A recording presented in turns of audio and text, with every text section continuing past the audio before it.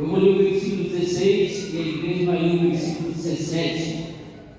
O versículo 16 vai dizer assim: porque não me envergonho do Evangelho de Cristo, pois é o poder de Deus para a salvação de todo aquele que crê, primeiro do judeu e também do grego.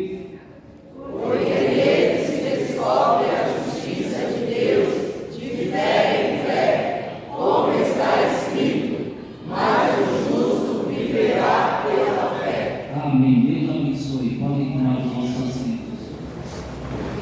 Depois dos agradecimentos, agradecer a confiança dos pastores, do pastor João, do pastor Marcos, do pastor Renato, dos obreiros também.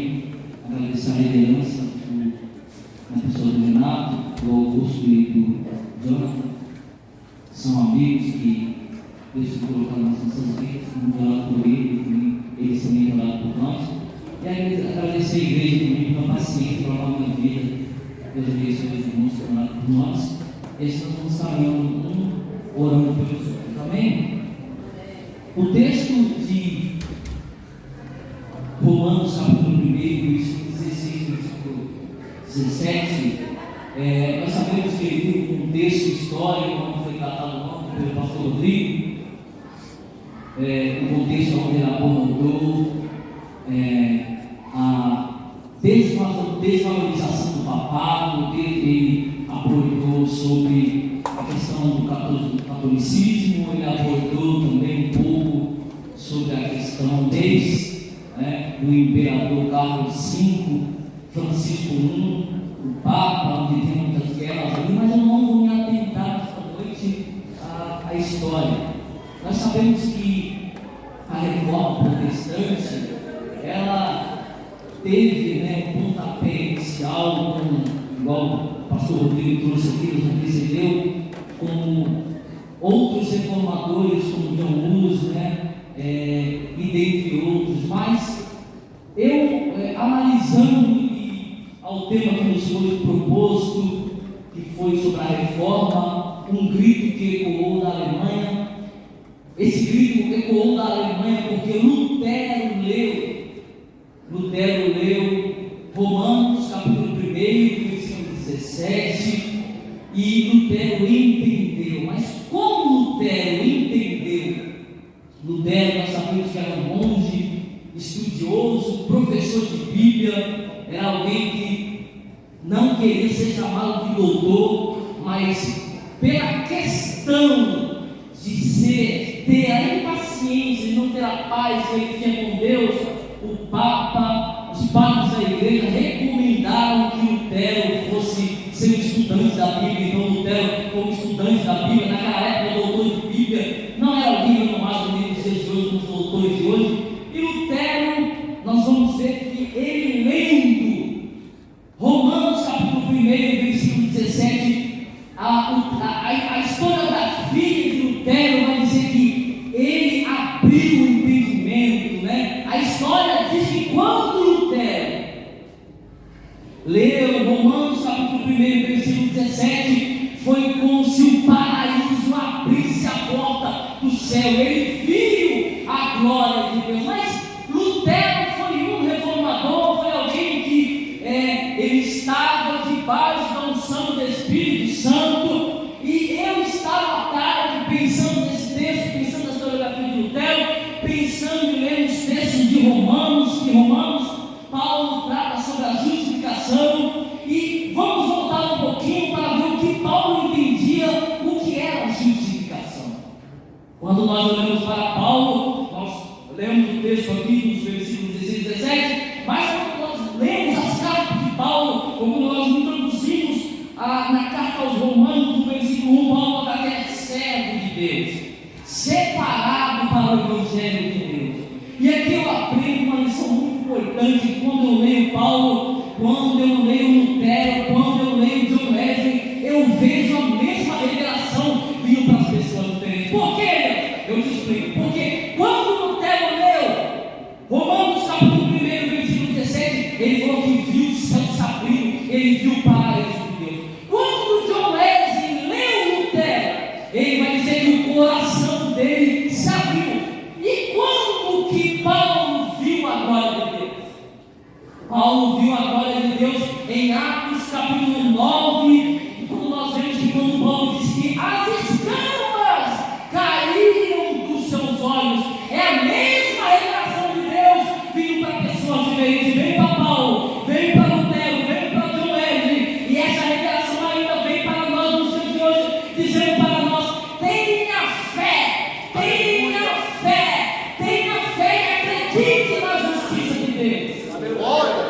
Mas por que é?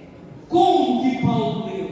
Paulo vai dizer que ele era servo de Deus. Servo aqui, nós entendemos que é escravo de Cristo. Paulo fala, eu sou um escravo, separado de Cristo. Mas, se nós formos para Gálatas, capítulo 1, no versículo 15, olha o que Paulo vai dizer. Eu fui separado antes do ventre da minha mãe.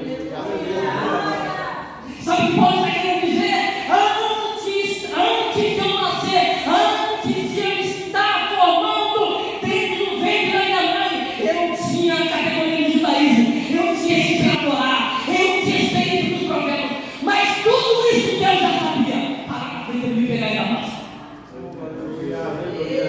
Deus já sabia de tudo. Paulo está falando, Deus já sabia de tudo. Deus já sabia que eu conhecia de lei, Deus já sabia que eu conhecia de profeta, Deus já sabia que eu ia ter o conhecimento, mas um dia Deus falou assim, agora eu vou me revelar para você em Damasco.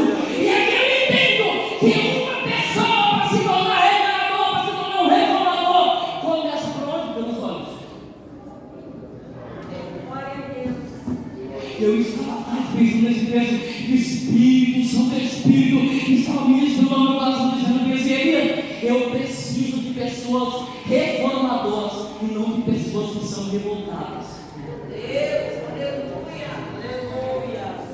Reformador é alguém que o Espírito impera ali, é aquele que levanta, aquele que vai na direção do Espírito, é aquele que faz, mas é aquele que não entende o projeto de Deus, ele não entende porque ele sofre, ele não entende porque ele padece, mas ele é o apóstolo Paulo, em Atos capítulo 9, no versículo 15, quando Deus diz para Ananias, ele é um instrumento precioso para mim. Ele é um instrumento precioso para mim. Ele é um instrumento precioso para mim. E aqui fazendo panorama entre Paulo, entre Lutero, entre John Wesley, nós entendemos que o reformador começa pelos olhos. E eu pensando nessa tarde lendo e pensando no texto, e Deus ministrava no meu coração, dizendo, eu preciso renovar a minha igreja, para que a minha igreja venha levantar reformadores. Essa pergunta que fica para você, meu irmão, minha jovem, adolescente, será que é a igreja que precisa ser reformada, ou será que é você que precisa ser renovado?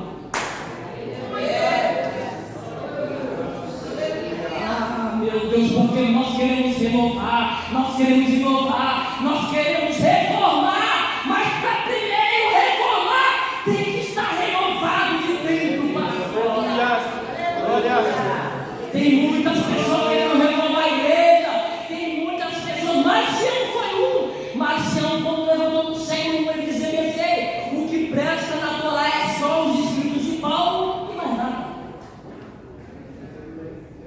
O que vai prestar aqui é os escritos de Paulo, Lucas e tudo você pode anular. Sabe o que a igreja fez? A igreja pegou e falou assim, não, você não é um reformador, você é alguém que traz a divisão. A igreja colocou para fora Marcião, expulsou Marcião e disse, aqui não tem lugar para você não, porque aqui dentro da igreja do século I só tem lugar para quem quer ser reformado pelo Espírito. Quem aceita ser reformado pelo Espírito, levanta a mão. Quem quer ser reformado pelo Espírito, entenda que ser reformado pelo Espírito não é você que vai até Deus, é o Espírito que vem até você. Quando Paulo estava em Damasco, foi Paulo que pegou cartas aos sacerdotes para ir até Damasco, e Ananias vai dizer, Senhor, mas ele vai pegar cartas para ir até Damasco, Senhor, olha ele, o Senhor vai olhar para Ananias e vai dizer, Ananias, eu escolhi, sabe o que eu entendo aqui? Igual o teólogo chamado Monte, Jorge Monte, ele vai dizer assim, quando Deus vai até você, ele vai como você é. Ele te encontra da maneira que você está. Aí nós, para queremos reformar a igreja, primeiro eu vou fazer isso, primeiro eu vou fazer isso, primeiro eu vou fazer isso, primeiro eu vou criticar, primeiro eu não vou apoiar, primeiro eu vou dividir e depois eu vou reformar. Mas Deus está dizendo para você nessa noite, você precisa ser renovado, meu irmão. Você precisa ser renovado, meu irmão. Porque o reformador, ele não quer dividir a igreja, ele quer unir. O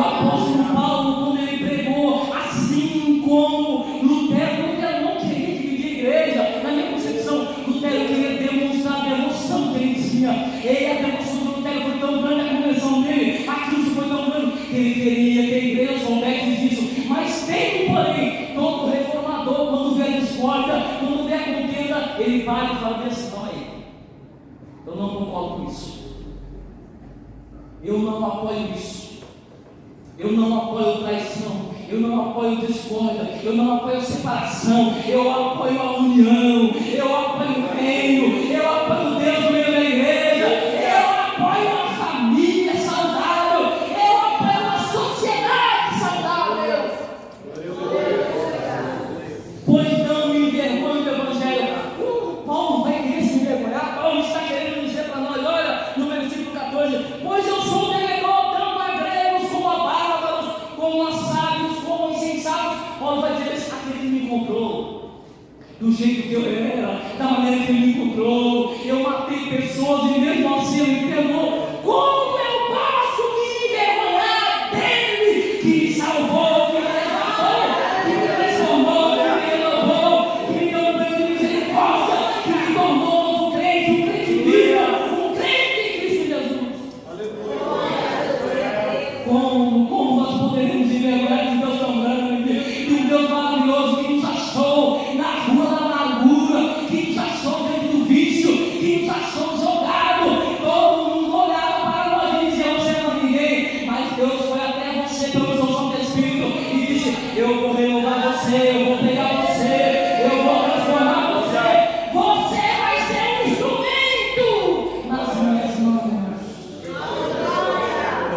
O que é a justiça? Porque Paulo vai dizer, vai trazer aqui na sua carta, no versículo 16, ele vai dizer bem assim: olha, porque eu não me envergonho do Evangelho, porque é poder de Deus tanto para o judeu e tanto para o grego. Por que Paulo está falando do judeu e do grego? Porque Paulo está dizendo isso, porque o judeu, ele tinha a sua confiança no Deus revelador, no Deus que se revelou ao seu povo, mas ele também tinha confiança na lei de Moisés, na Torá que ele deu. E o grego? O grego tinha confiança que ele tinha que fazer sacrifícios para os deuses e ele tinha que se dar bem com a sociedade. É aquele que ele é bom, ele é muito bom, ele é tão bom que ele não precisa de Cristo. É tão bom, ele é tão bom que ele não precisa de Deus, ele não precisa ser renovado. Esse não serve para ser reformador. Para ser reformador tem que ser aquele que se submete à vontade soberana do Cristo Redentor, do crucificado, que morreu na cruz para salvar a nossa alma. Paulo vai dizer: como eu não posso ser devedor? Eu prego porque o Evangelho é poder de Deus. Sabe o que Paulo está querendo dizer? Ei, como eu posso negar o Evangelho se os profetas pregaram que Cristo haveria de vir? Como eu posso pregar o Evangelho que a Torá tentou tirar o pecado da humanidade e não conseguiu? Aí vem Cristo dizendo: eu cheguei,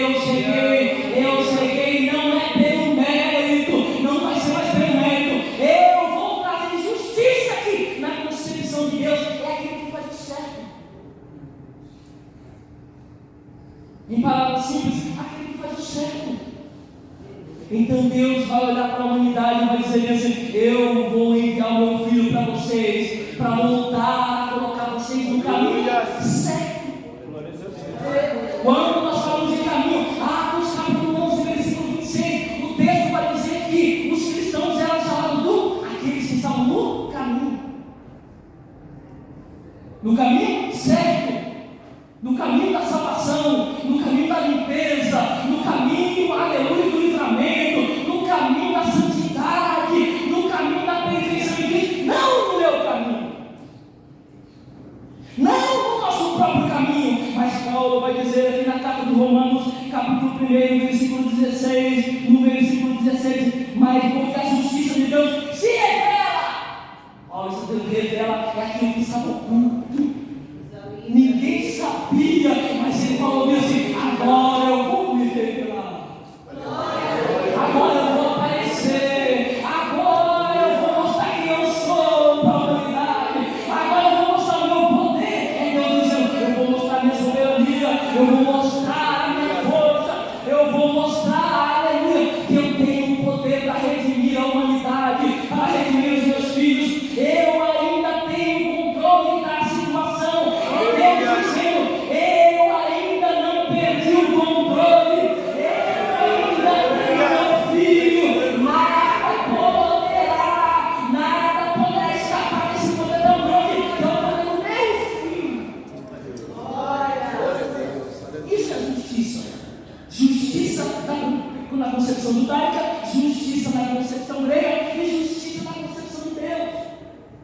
Só que na concepção de Deus, Deus promove que nós participemos dessa justiça por meio da fé. Lutero não aguentou o que ele aguentou porque ele era bom. Lutero aguentou porque ele tinha fé. João Luz não aguentou o que ele aguentou, morreu na fogueira porque ele era bom. Ele aguentou porque ele tinha fé. Fé, meu irmão. Todo reformador precisa de fé. A igreja precisa de fé. Para pregar precisa de fé. Para viver precisa de fé. Para levantar de manhã precisa de fé. Para vencer as batalhas da vida precisa de fé. Para ser reformador precisa de fé. E como está a sua fé nesta noite? Como está a nossa fé nesta noite? Porque Deus está procurando reformadores. E todo reformador se submete à vontade de Deus. E Deus, Senhor, me renova, me dá força para me continuar na sua presença. Me dá força para me continuar te servindo. Me dá força, Senhor, para me continuar te louvando. Para me agregar as perseguições. Percebe Paulo mesmo fazendo o atributo, mesmo Paulo saindo da família do judaísmo. Paulo fala assim: eu deixo tudo isso porque é escolha. Por quê? Paulo está dizendo: não presta, não vale. Para Deus isso não é nada. Para Deus Ele nos dá, Ele abre a porta da fé, abre a porta da graça para nós e diz: vem, meu filho, quer crer em mim, vem. Todo aquele que está ferido, vem. Vem os oprimidos, vem os cansados, porque eu sou alívio para as vossas almas. Glória a Deus. Quando nós falamos de revelação em Hebreus, eu vou abrir a minha Bíblia aqui em Hebreus, capítulo 1, versículo 1 ao 8. Olha a revelação que o escritor aos Hebreus vai dizer. Antigamente Deus falou muitas vezes e de muitas maneiras aos pais pelos profetas, mas nesses últimos dias nos falou pelo Filho, a quem constituiu herdeiro de todas as coisas e pelo qual também fez o universo. O Filho, que é o resplendor da glória de Deus, é a expressão exata do seu ser, sustentando todas as coisas pela sua palavra poderosa. Depois de ter feito a purificação dos pecados, assentou-se à direita de Deus, nas majestades das alturas, tendo tornado superior aos anjos, quando ele herdou mais excelente nome do que eles. Aí o escritor de Deus vai parar. No versículo 5, olha o que o escritor de Deus vai dizer: pois qual dos santos Deus em algum momento disse: você é meu filho, eu hoje te serei? Olha o que o escritor de Deus está dizendo bem. Qual dos santos Deus disse: você é meu filho? Aí ele você respondeu dizendo: ninguém. Aos escritores hebreus vai dizer no versículo capítulo 1, no versículo 3, novamente: ora, qual dos anjos Deus em algum momento disse: sente à minha direita até que eu ponha os seus pés, os seus inimigos por estrado dos seus pés? Aí a igreja do século XXI responde: ninguém. Ninguém. Por que ninguém? Porque só tem um cordeiro, só tem um remidor, só tem um salvador, só tem aquele que é purificador, só tem um sangue puro. E esse sangue é o sangue do nosso Senhor e Salvador, Jesus Cristo. Isso que o nosso Deus está dizendo, tá vendo? Ele morreu no vosso lugar. Ele tinha autoridade para remir. Ele tinha autoridade para descer no céu, deixar a sua glória passar por tudo aquilo que nós passaríamos, sendo santo, sendo homem, mas sendo Deus, mas subindo ao céu, dizendo: eu morri por eles.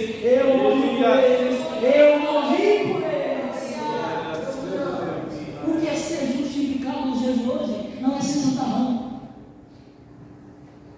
O que é ser justificado nos dias de hoje não quer viver dizendo: eu sei mais que a pessoa. O que é ser justificado nos dias de hoje? Ser justificado diante de Deus é reconhecer que eu faço, mas eu faço porque eu sou um instrumento da glória. É reconhecer que, Senhor, eu estou aqui, mas eu estou aqui até o Senhor permitir, porque no momento que o Senhor quiser que eu saia, eu pego as minhas coisas e nós somos como uma folha, como o escritor Tiago diz, nós somos como uma relva, nasce e logo morre. O problema da humanidade, o problema dos homens é que as pessoas, homens em geral, homens e mulheres, é porque as pessoas querem ser esse Deus. Vou ler um reformador que quando ele quer ser Deus, ele não vira Deus, ele vira um ídolo. Ele quer que as pessoas idealizem ele quer ser uma pessoa aplaudida, ele quer que as pessoas estendam um tapete para ele, irmão, um tapete que foi estendido, é um tapete vermelho do Senhor Jesus Cristo no céu, quando o salmista vai dizer, levantai a porta das vossas cabeças, levantai a vossa, quem está chegando? Olha quem está chegando ali, olha quem está vindo ali, olha quem está vindo ali, olha quem está vindo aí. Olha quem está chegando. Romanos capítulo 1, versículo 17, olha o que vai dizer. Aleluia. Porque a justiça de Deus se revela no Evangelho de fé em fé, como está escrito, o justo viverá pela fé. Eu já expliquei o que é justiça, agora eu vou explicar o que é fé. Olha aqui, Romanos, o apóstolo Paulo vai escrever no capítulo 3, no versículo 21, mas agora, sem a lei, a justiça de Deus se manifestou, sendo testemunha pela lei e pelos profetas. Paulo, tão estudioso, mas tão devoto, Paulo estudou os pés de Gamaliel, mas para ele foi melhor estudar lá do que loucos de todo mundo. Tem uma revelação de Deus. Eu estou mostrando para ele, Paulo, é isso que eu quero de você. Está vendo? A maior revelação que vem para nós não é quando nós estamos com as pessoas do nosso lado, a maior revelação quando vem para nós é quando nós estamos sozinhos. Paulo está dizendo, a lei e os profetas é testemunha. Vamos dizer o que está escrito em Mateus capítulo 5, versículo 17, quando Jesus está pregando o Sermão do Monte. Olha o que Jesus vai dizer. Vocês acham que eu vim revogar a lei? Eu não vim revogar a lei, eu vim cumprir a lei e os profetas. E Paulo entendendo, olha aquilo que a lei falava, aquilo que o Oséias pregou, aquilo que Malaquias pregou, aquilo que Isaías pregou, aquilo que Jeremias pregou, aquilo que Jonas pregou. Olha ele ali, olha o cordeiro ali, olha o cordeiro, olha o cordeiro, olha o cordeiro de Deus que tira o pecado.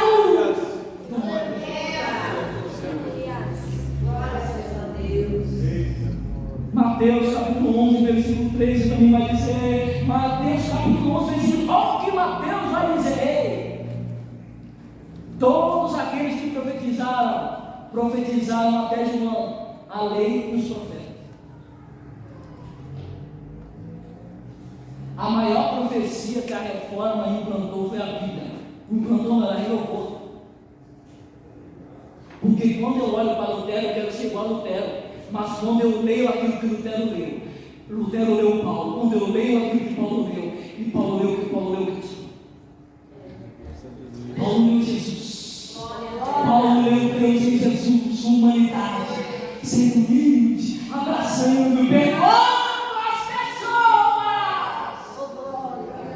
Morrendo na cruz, olhando para a direita, olhando para a esquerda e olhando para aqueles ladrões, dizendo: hoje mesmo você vai estar no meu caráter.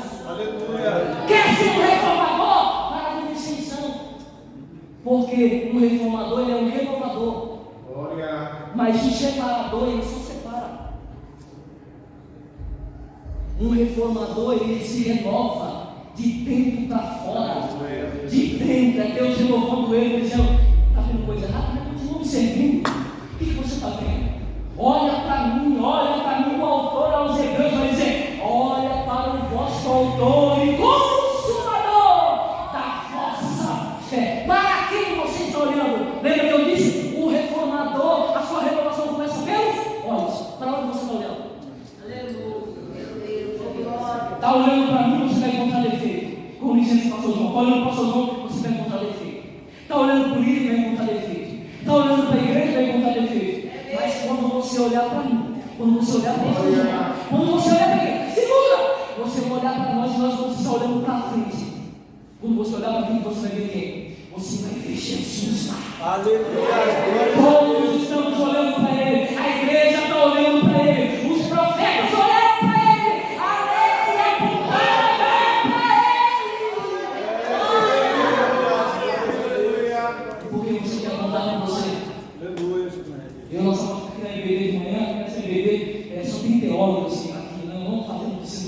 mas essa igreja toda tem teólogo. Mas a gente dando aula aqui do Renan, e o Renato falou simplesmente uma coisa muito interessante, que nós não somos a igreja, nós fazemos parte da igreja.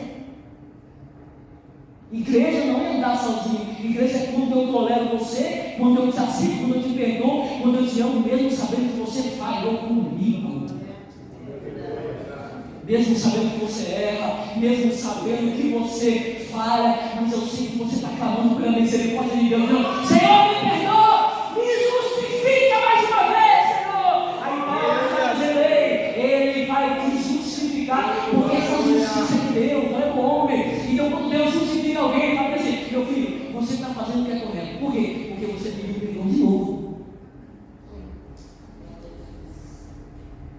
Você confessou. Olha para Davi.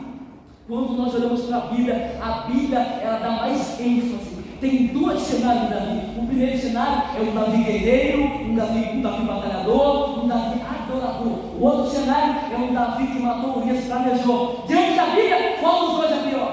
O Davi que matou. O Davi que pegou e traiu. O Davi que planejou o suicídio é pior.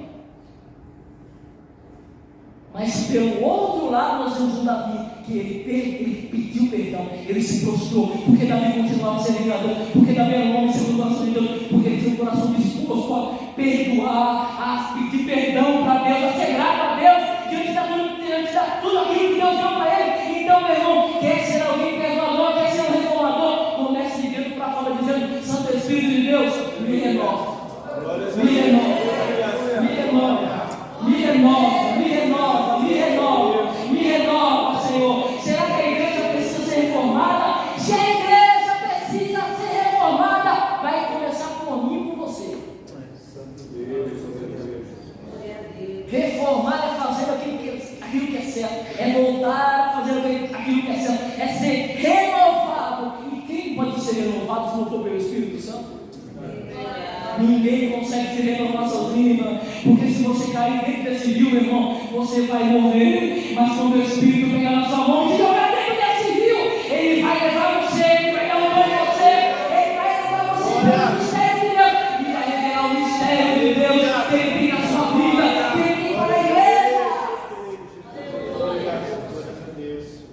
No capítulo 3, no versículo 21, olha que Romanos vai dizer. No capítulo 3, no versículo 21. Mas agora, sem a lei de Deus, manifestou-se o testemunho pela lei e pelos profetas. É a justiça de Deus mediante a fé em Jesus Cristo, para todos e sobre todos os que creem, porque não há distinção sobre todos os que pecaram e que carecem da glória de Deus. Está dizendo assim, todos carecem da glória de Deus. Quer acessar a glória? Crê. Todos carecem da glória de Deus. Quer acessar a glória?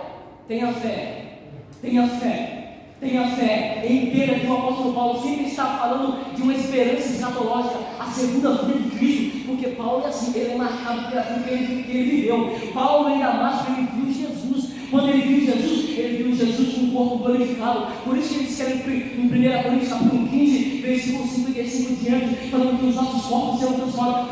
Porque Paulo viveu. Paulo viu, isso trata para nós, irmãos de Igreja Bela Vista, sobre esse tema da reforma, que como na Alemanha, que um reformador, ele é motivado pelas experiências que ele tem, e não pelas experiências do outro. É Deus dizendo para nós, tem as suas próprias experiências, tem a sua que eu tenho a minha, tem a sua que eu tenho a minha, tem a sua experiência que eu tenho a minha, porque quando essas experiências se juntarem, Deus vai se manifestar de maneira grandiosa, revelando o seu poder na igreja. A reforma é uma ação humana, mas de uma direção divina. Não há reforma sem ser direcionada pelo Santo Espírito de Deus. Como eu já falei, não adianta, não tem como se reformar, não tem como. Olha o que vai dizer o texto de Mateus no capítulo 3, eu lembro isso, eu falei assim, essa é uma resposta para o que é justiça de Deus. Mateus no capítulo 3, vamos ler juntos no versículo, Mateus no capítulo 3, no versículo 13, olha o que vai dizer, porque esse tempo Jesus foi da Galileia para o Rio Jordão, a fim de que João batizasse. João, porém, quis convencer a mudar de ideia, dizendo: eu é que preciso ser batizado com você. Você que vem a mim. Versículo 15: mas Jesus respondeu: desde por enquanto, porque assim convém cumprir toda a. Falou. Jesus foi batizado no Jordão. João está batizando. Quando Jesus chega, João quer impedir. Jesus fala para João: convém cumprir toda a justiça. Em Atos capítulo 4, versículo 3, Pedro vai dizer: vocês mataram o justo. Vocês mataram o. É a mesma palavra. Em Mateus capítulo 3, versículo 13, quando Jesus apareceu, porque Jesus é Yeshua, ele tem o sinônimo da palavra hebraica que significa salvação. Tanto que Mateus capítulo 1, versículo 21 vai dizer: ele é aquele que veio salvar a humanidade dos seus pecados. Então nós entendemos que quando Jesus apareceu no Rio Jordão, Deus falou assim: está aí o meu justo. Olha ela aí, olha ela aí, olha ela aí. Mas Jesus foi batizado por quê? Porque Jesus falou: nos convém cumprir toda a justiça. Jesus falou assim: eu vou fazer o que é reto. Eu estou debaixo da vontade do meu Pai. Eu estou debaixo da direção do meu Pai. Aí o texto vai continuar no versículo 16: depois de batizado, Jesus logo saiu da água, e eis que o céu se abriu, e logo viu o Espírito de Deus descendo como pomba, vindo sobre ele. E eis que uma voz dos céus dizia: este é o meu Filho amado, em quem me agrado. A voz dizendo: este é o meu Filho amado, de quem eu me agrado. Olha ele chegou, irmão. João, ele chegou. João não precisa mais da lei, João não precisa mais dos profetas, porque ele chegou, o grande chegou, o Salvador chegou, o Rei chegou, ele chegou. Glória! Ele chegou. Eu vou dizer para você: ele continua chegando, ele continua chegando, ele continua chegando. Quando nós olhamos para Romanos, no capítulo 6, no versículo, do primeiro versículo até o 6, e depois no versículo 15, olha o que Paulo vai dizer. Vamos fazer, porque Paulo sofreu tanta perseguição, viu? Quer ser reformador? Esteja pronto para apanhar, esteja pronto para pisar no seu cavalo, esteja pronto para bater no seu rosto da forma metafórica, não no local aí, meu irmão, porque você vai sofrer. Quer ser reformador? Tem que padecer. Vai ser perseguido, vai ser caluniado, vai ser afligido. Mas Paulo vai dizendo bem assim: ei, nós esperamos na glória de Deus, mas aqueles que esperam na glória de Deus, eles são renovados dia após dia, e essa renovação traz uma esperança. A renovação não fica aqui, não. Tem reformador que quer ficar aqui, quer viver aqui, meu irmão. Deus vai mandar, Deus vai acabar com tudo isso aqui, e você está se apegando com tudo que é daqui. É Paulo dizendo: a glória de Deus vai se revelar, a glória de Deus vai se revelar, a glória de Deus vai se revelar, a glória de Deus vai se revelar. É Paulo dizendo: eu acredito no arrebatamento, eu acredito no arrebatamento, eu acredito no arrebatamento, eu acredito.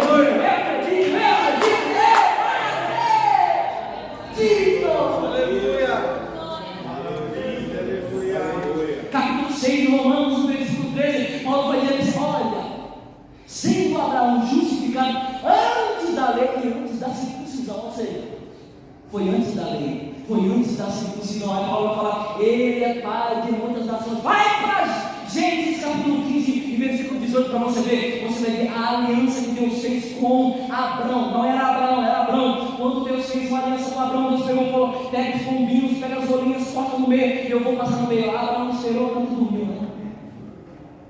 Às vezes é assim, a gente espera Deus passar. Deus, cadê? Deus falou: estou chegando, nós dormimos. Mas quando nós dormimos, Deus chega! Ele chega dizendo: eu cheguei para fazer uma aliança com você. E Deus fez uma aliança com Abraão em Gênesis capítulo 15, no versículo 18, diz o texto que Deus disse para Abraão: Abraão, tanto o Egito como o Eufrates é seu. Você será pai de muitas nações. Abraão, sai da tenda, sai da tenda, sai da tenda. O nosso problema é que a gente quer ficar dentro da tenda. E Deus está falando: sai da tenda e olha para o alto. Sai da tenda e olhe para o céu, sai da tenda e olhe para o céu. Veja o que eu tenho preparado para você no céu de glória. Eu tenho preparado a Nova Jerusalém. Eu tenho preparado a cidade do Deus vivo. Eu tenho preparado a morada do Altíssimo. Lá, aleluia, não haverá choro, nem pranto, nem morte. Lá Deus estará conosco. Lá nós cearemos com ele. É Paulo dizendo. Paulo está dizendo como a igreja, que é composta de romanos e de gentios e de pessoas pagãs. Paulo está dizendo, Paulo está doutrinando essa igreja, dizendo assim, de longe, dizendo, ei, isso aqui é só para quem acredita, que é justificado. Não é para todo mundo. Só quem acredita nisso aqui pega. Só quem acredita nisso aqui pega. Só quem acredita nisso aqui se agarra na fé em Jesus Cristo. E nós vamos sempre voltando para Gênesis, capítulo 15, versículo 18, que Deus faz uma aliança com Abraão. Mas para me fechar aqui, Hebreus capítulo 11, versículo 10, abre a sua Bíblia comigo que eu já estou acabando. Olha que o autor aos Hebreus vai dizer, primeiro no capítulo 11, você não vê um escritor bíblico dizer o que é fé. Aí vem Hebreus, Renato. Olha o que o escritor de Hebreus vai dizer. Isso aqui é muito ousadia. Aí eu entendo aqui, eu não sou muito conceitual, mas conceituando aqui, eu entendo que esse escritor aos Hebreus, ele viveu muitas experiências. Ele vai dizer bem assim, olha, a fé é a certeza das coisas que se esperam. O que você está esperando? A vinda de Cristo Jesus. A convicção de fatos que não se vê. Eu ainda aguardo, não aconteceu, mas eu ainda vejo pelos olhos da fé que ele vai vir. Pois pela fé, os antigos homens tiveram um testemunho. Bom testemunho pela fé que Deus no universo foi feito, formado pela palavra de Deus, de maneira invisível, desde das coisas que não são visíveis. Agora vai para o versículo 10 que você vai entender. Abraão, e agora é Abraão. Porque Abraão aguardava a cidade que tem fundamentos, da qual Deus é o artífice e o construtor. Ei, Deus. Artífice aqui na versão da minha Bíblia, que eu não tenho Bíblia, eu acompanho a Bíblia e leio a Bíblia, quer dizer aqui, artífice tem um significado da palavra arquiteto. Então, porque essa era a cidade que tem fundamentos no qual o arquiteto e construtor é Deus. O Senhor está dizendo, ei, você quer morar em uma cidade onde você tem que comprar tijolo, tem que comprar cimento, tem que comprar cama. Meu Deus, as coisas estão muito caras, nunca acaba. Mas lá em cima, o autor da vida, o Criador, já está dizendo, está pronto, só estou esperando o momento.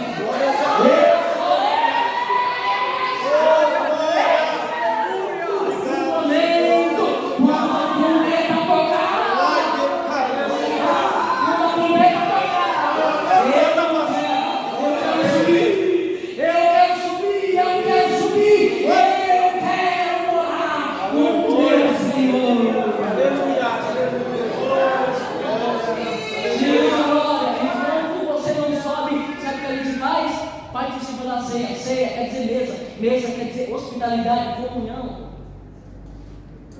Mesa quer dizer se prostrar, como eu já falei, eu falei sobre isso aqui muitas vezes. Você se prostra, todo mundo tem direito a mesmo partir do pão. O pão é um sinônimo do corpo de Cristo. Enquanto isso, quando nós participamos da ceia, aqui vai servir a ceia, ó, dá um pedacinho de pão para mim quando ora, nós acreditamos na transubstanciação, vira o corpo de Cristo, nós sentimos o gosto do divino do céu, falando, eita céu. Logo chega. Logo chega. Eu sei. Quantos são justificados por Deus? Levanta a sua mão e dá uma rajada de glória.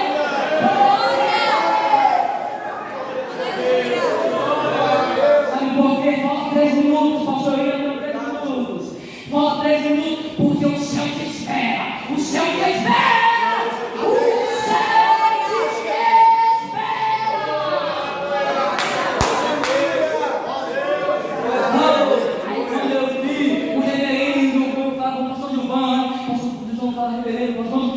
O pastor Rodrigo estava pegando aqui e estava falando, nossa, dos informadores que morreram na fogueira, eles morreram e dizendo, pode colocar mais fogo, pode colocar